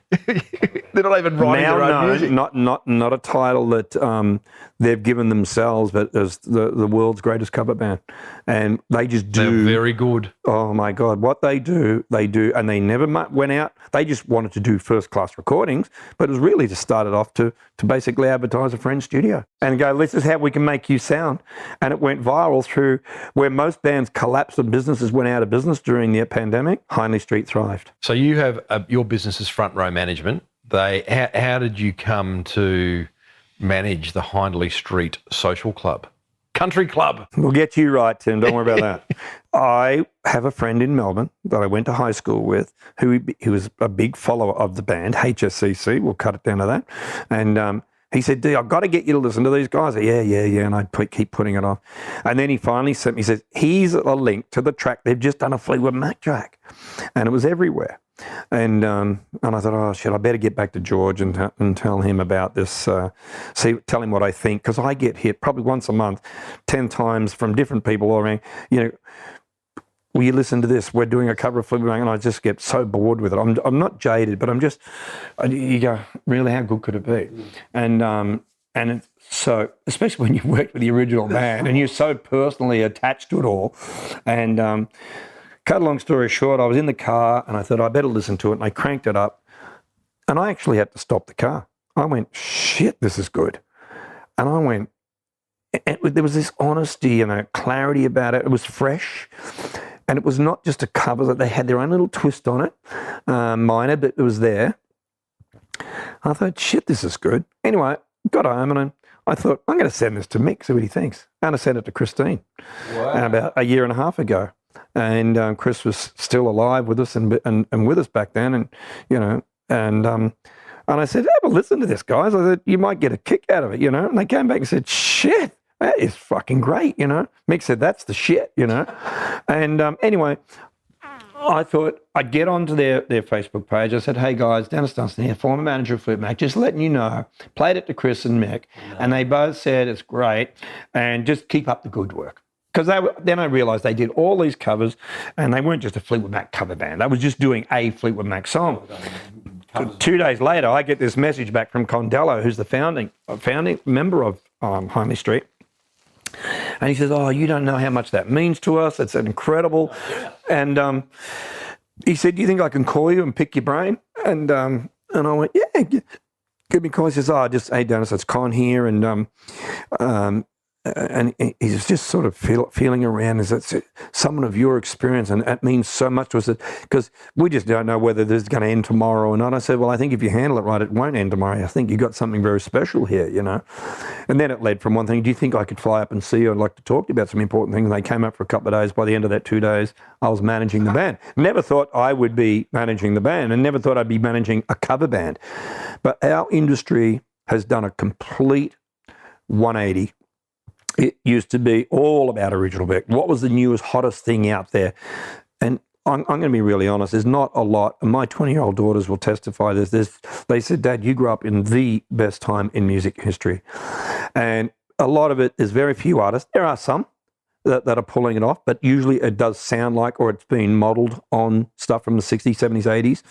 And, you know, Harry Styles is one of them. You know, if you listen to it, it's very Beatlesy. It's very, you know, he's smart. But I just said to Con, I said, look, if you're prepared to be patient and we do this the right way, I said, I think there's a huge market because the industry is screaming to have their favourite songs played live, where they sit down, they almost shut their eyes and they're taken back through a time tunnel, and they're sitting there listening to Boston or Fleetwood Mac or, you know, Earth, Wind and Fire or whoever it is being played at an incredibly high level by an incredibly interesting group of people. But you've got to have everything. There's a lot of cover bands on YouTube. There's thousands. But one or two have broken the ice and got through. And Hindley Street's one of them. And I thought, you know, in the twilight of my career, there's one thing I'd love to do is to take an Australian band, like I did with Men at Work, and brought them to America back in 1980, 40 years ago. And I gave them a shot, and I put them on as the opening act to Fleetwood Mac, and the rest is history. I thought this would be a fun project to work on if they're prepared to listen to me. And, you know, because I have a certain way I like to work. And my small business model is I don't want 10 people to advise me on stuff. I need to be my own boss. I need to make those decisions because they are critical. And I've also built up 45, 50 years worth of connections around the world that are, my Rolodex is invaluable. And I can still pick up the phone and talk to Tom Ross from CAA, who's now retired, living on a mansion in Marina Del Rey, and go, Tom, and goes, these guys are great. Let me make a few calls. Bum, bum, bum. And that's the sort of relationship I have. And the same thing happened with Paul Dainty. And I called Paul. I say, Paul, I got this band. They're performing at Crown Casino next week, and I'd love you to come along. I want to give you first shot at this because I think they've got something. Cut a long story short, he came to the show. By the end of the show, he walked out. The next day, he called me and said, D, let's sit down. Let's sign these guys. Let's do it. So come this September, they've just signed with Teg Dainty, and Paul only touches the biggest stuff in the world. He's just come from Guns N' Roses, Bruno Mars, Bublé, and I've said... And the Hindley Street Country Club. And now the Hindley Street Country Club have been signed to Teg Dainty. What is the legalities behind a cover band doing other people's songs? Do they have to pay a royalty every time they... Yes. And the good thing is that money goes to the writers, Christine and the guys from Boston and the guys from the Eagles. The Hindley Street Country Club, a cover band, they're covering, in a 2-hour set, they're going to cover 20 artists? 20 artists. So are they then... Nothing off the live stuff. Who's tracking all that? Who's paying all that? How does that work? Well, it is off YouTube. So YouTube, the band gets a mechanical royalty for performing the song, which is substantial when you multiply it by 400 million plays. And it's into 5 figures a month. It's substantial. You can live off that alone. So that's coming from you. That's advertising revenues directly to you, directly from YouTube. And what they do, just say $1 comes into YouTube, 10 cents goes to the band, and the other 90 split up. That YouTube will take their commission, and the rest will go to the writer. So if it's a Fleetwood Mac song, if Christine, it'll go to BMI, ASCAP, her publisher. And YouTube facilitate all that, do they? They do. That's a massive business. And YouTube are the best players of it. Spotify are world famous for ripping off the bands. And there's been a huge controversy over that. Well, Neil Young and Carly Simon. They've backfired on. So YouTube, you're watching a video as well. So it's an image. And you're about performing it. They pay very well. Spotify were paying, you could have 20 million hits and make $1. It's horrible, and it's got to be fixed, and I've been asked about that a lot, and, I've spoken to a lot of heavyweights, friends of mine, and they're trying to do something about it to fix it. So when Hindley Street come to you and you say, listen, I'd like to work with you guys, but you have to work my way. What are the top three things where you go, like, I've got to do this, this and this, don't get in my way. These are I have to do these things otherwise. Well, number one, I'm a manager, so I guide, I advise, I'm advising on 45 years of experience, These guys are all really, really good musicians, but they've never been in hugely successful bands. They don't know how the dynamics of the industry works. So you can't just call up a record company. Oh, I'm from Hindley Street Country Club. You'll listen to this. No one's going to listen. There are the sources that goes through, and I also, before I took it on, and I'm living in Noosa, they're all living in Adelaide. They're an Adelaide-based band. And I said, for me to want to do this, and I said, I'll give it my same when I meet everyone. And I also want to see how the band performs live, because if you can't perform live, there's no use taking anything on, because today's industry is all about how good your live performance is. So I booked the J, Noosa. A friend of mine manages that, and I said, I want to put them on. And I think it was a Thursday or Friday night. They had a spare night. And then we flew them in. To my surprise, it literally sold out in about 2 hours without any advertising, except Facebook, which is their followers, Facebook and YouTube. As soon as people heard about it, my friend called me up and she goes, who are these guys? She'd never heard of them. She said, its tickets are going like crazy. We could probably add 2 or 3 shows. Well, the J's a tiny venue. It is. Well, it's 400 people. So it was the perfect for me to view them. And I didn't want to risk, I was putting this on. I didn't want to think, shit, I'd pick 1,000-seater and have no one, 50 people. That you're not a very good manager if you do that. I would rather have a small venue and people lined up out the door. And a big sold-out sticker across the front. Now you're thinking like a manager, Tim. So that's what a good manager would do. You put them in a smaller venue and add nights if you want to. But the purpose of this was for me to meet them, to see them live, up close and personal. Well, they delivered. I'm not kidding. It was feet rumbling in the audience. They went mad. The crowd went mad. And they were, to my surprise, from 28 to 70. That age group was so broad. Yeah. So they're the things I'm sitting in the audience as a manager going, who's here? So I can use this as ammunition about going forward. So then you got... knowledge is everything. You're sitting there going, okay, I'm onto something here. One of the things I've observed about you, Dennis, is you're very good at keeping a lid on things. Because once the lid comes off something, you lose control and it's all madness and the thinking becomes clouded and no one knows what the left hand doesn't know what the right hand's doing. You've been very good at keeping a lid on things. It's one of your superpowers, I think. And so you're sitting there at the J in Noosa watching the Hindley Street Country Club and going, okay, these guys are going to blow up. These are going to be amazing. I never give everyone a 100% guarantee. I say it's a fickle industry. And I can throw everything that I've got at it. And if that doesn't work, it's probably not going to work for you. But good luck, but I'm going to step back. So the first thing was live. Did they cut it? More than cut it. It was brilliant. I even thought, Jesus, this is fucking good. This is really good. And we're at about 100 million views at that point. And then I thought I put on a big dinner, a big after show party at not a party, a sit down, relax, so I could talk to them. A gathering. And I wanted to meet them one-on-one. I wanted to talk to them as a group and as individuals. 10 of them. And they had a percussion player as well, but it doesn't tour with them all the time. So there was 10 of them there, and they were just the most down-to-earth, beautiful people. And, I actually fell in love with them as people. And they seemed to accept me, which is, you're going to be doing things that, I'm going to be introducing you to, it'll be my job right now is to try. I had to explain to them how different the industry is now, and that also we'd run into a brick wall in our industry of venues and availability, because everything from pandemic got stopped for 2 years. So every act that was going to tour during that time throughout the world, from the biggest acts in the world down, were now pushing their venues 2 years later, like they're pushing into 22, 23. So I said, it's going to take time. But so I had in the background, I'm going to contact Paul, I'm going to contact Gadinsky or Frontier, was Michael's past. But I wanted Paul Dainty on this. I thought this is really up his alley. But I didn't have any guarantees. He might say, dude, you're losing the plot. They're no good. What are you coming to me with this for? And I thought it was still a big gutsy move to do that, because I thought, it's a cover band. And anyway, the rest is, we've signed with them now, and the rest is history. But it was their live performance, and so we put them on a couple of nights at Crown Casino, sold out, no advertising. Put them on in Sydney at the South Sydney Juniors, big room there, 700-800 people. 3 nights, sold out, no advertising. The power of social media. Oh my God. So this is this new business now, new business model, which is, and of course I've told them there'll be no political commentary.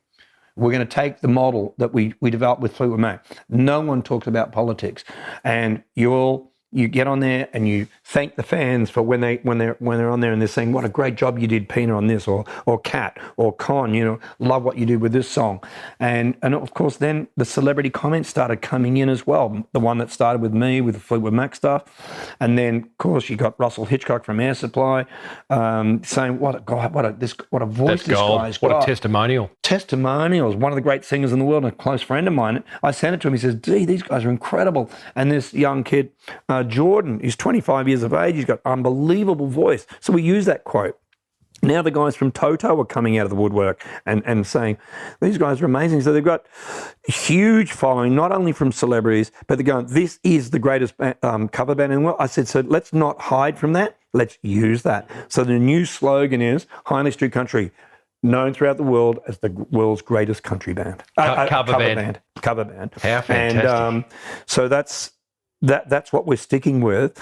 And do we pop an original at some point? Yes or no. That song would have to be as good as a song from the 80s. That was a massive hit. Do you feel out of your comfort zone, Dennis, now dealing with a band in 2023 that is very much being brought to life through a great product in their covers, but through social media, essentially, a completely different way. But often what I find in marketing communications is that the fundamentals never, ever, ever change. We can have all these bright, shiny objects. We can have Facebook, and now it's TikTok, and there'll be something else. And I always say to business owners, sure, go and chase that bright, shiny object and watch that take your eye off the main game. Whereas the fundamentals of anything, they're foundational things. They are. Number one, I've always probably had a good eye to go, that person's a star. That is a hit song. Can't teach that. You can't. I think it's just something I've always had. And what I don't know about social media, I have 2 20-year-old daughters, two in their 20s, and they teach me. And when I don't know something, I'll ask them. Or I'll ask people who do know. I'll educate myself. But I don't want to have a committee of 10 people to run stuff by. I already go with my gut feeling. And one of the major things in industry and having, because a manager, you are your own small business, managing another slightly bigger business, but more of them, but it's a small business, is that when you know you've got something hot, there are certain things that happen.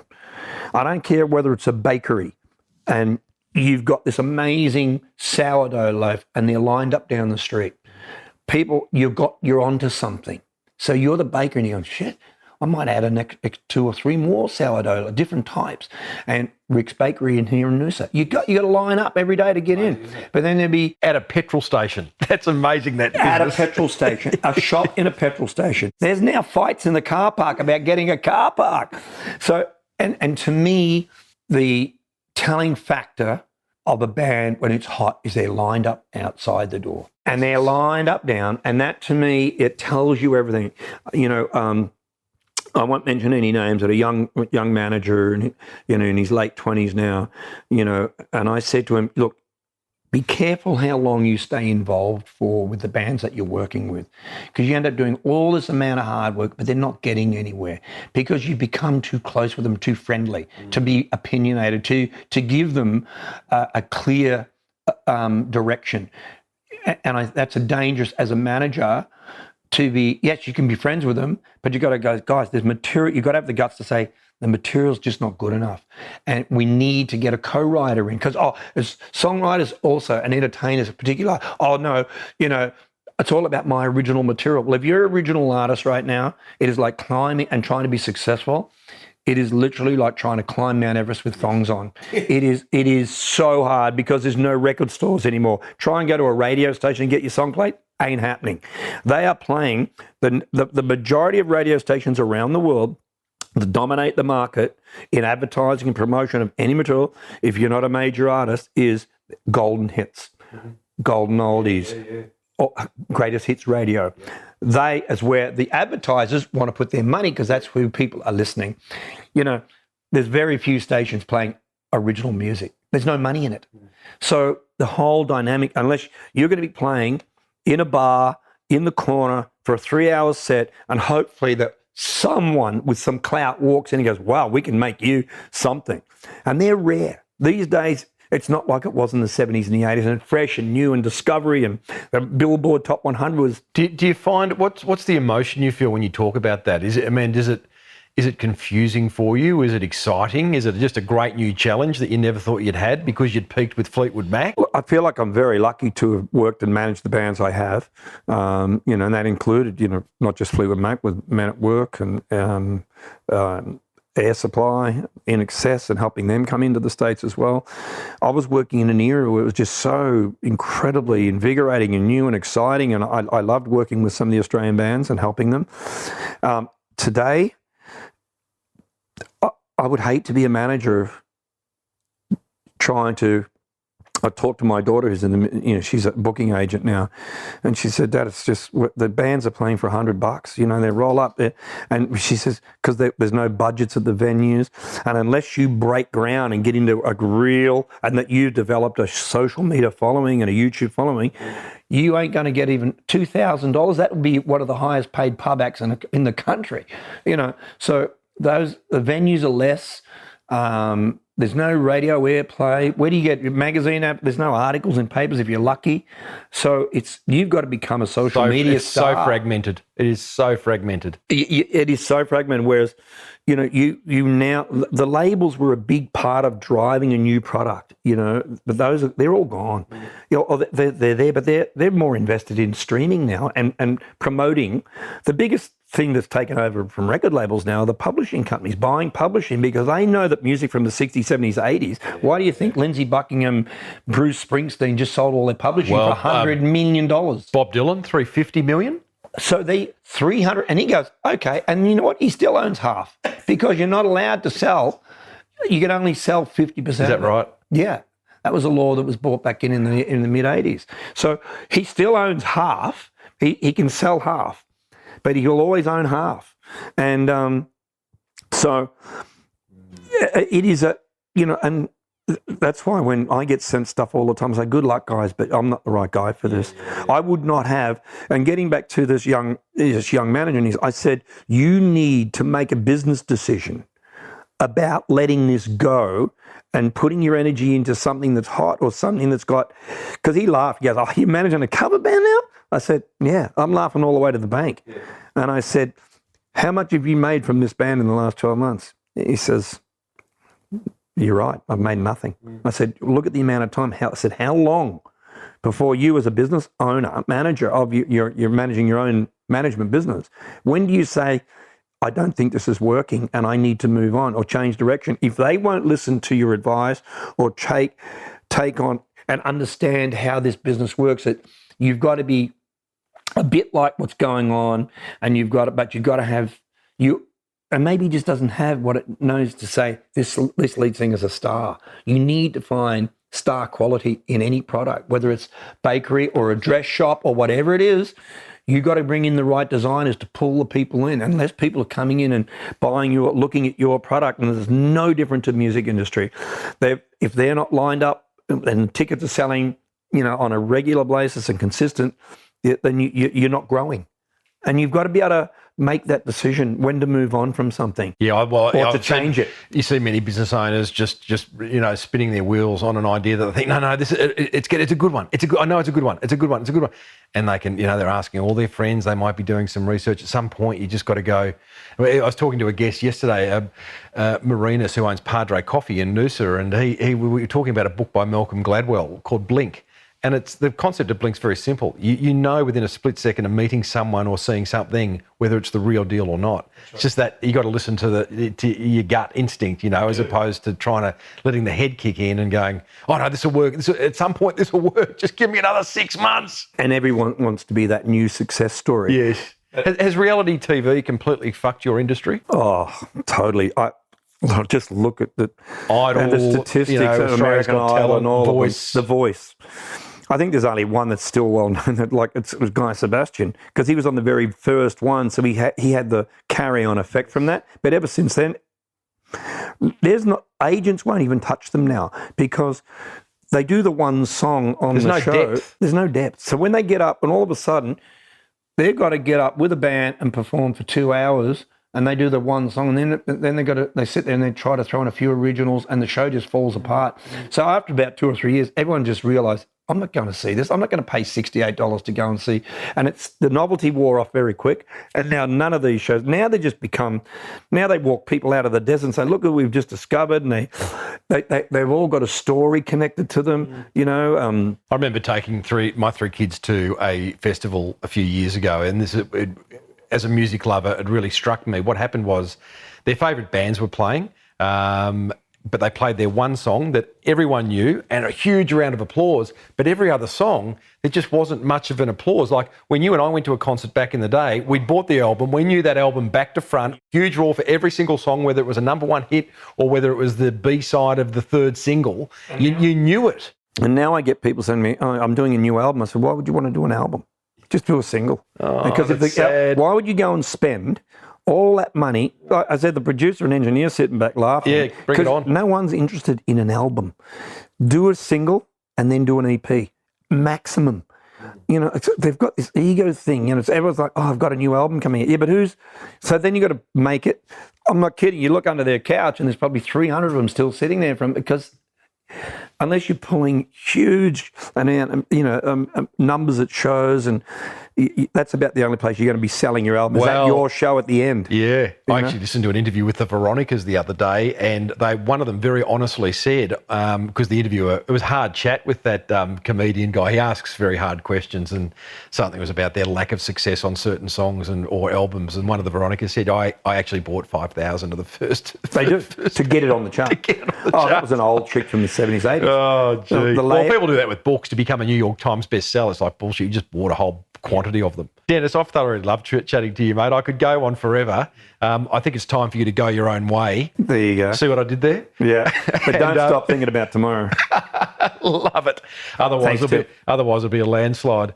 Thank you, Dennis. Terrific, buddy. Thank you. Hopefully you get enough stuff from that to have a decent show. Well, there you go, team. What an absolute gentleman. Dennis Dunstan, Fleetwood Mac's manager from 1984 to 1997. I do love a good rock star story, and boy, oh boy, plenty there. Did you enjoy that? I loved bringing it to you. I'd love to know what caught your attention as well. In fact, we'd all love to know. Give us a buzz. Give the Small Business Big Marketing Hotline a buzz, more to the point, on 0480 015 150 and let me know. Maybe even tell me what your favourite Fleetwood Mac song is. I'll play it on an upcoming episode, not the song, your voicemail. So leave your business name for a bit of gratuitous self-promotion. Righto, it's time for you to take action on what you have learnt in this episode, because ideas remain exactly that without action. You know that. If you'd like to support the work I do for small business and want even more of me, then check out my exclusive business owner membership over at patreon.com/marketing podcast, or you just go to smallbusinessbigmarketing.com and join from there. Membership starts at a tax-deductible $8.50 a month. Chip, chip. Got some great guests coming up for you. I have a deep dive with world #1 surfer Lane Beachley, about business owner wellbeing. Plus, we meet a woman who's just written her 40-second cookbook, sold 9 million of them, and launched a cooking show on Foxtel. If you enjoyed today's episode, please hit the subscribe button on your favourite podcast app, where you will find 632 more chats with successful business founders. A big thanks to editor Alex Amster for stitching this episode together, and to our in-house rock star Lockie Doley for making it sound beautiful with his music. Most importantly, though, a big thank you to you for tuning in. I appreciate that hugely. May your marketing be the absolute best marketing. Bye for now.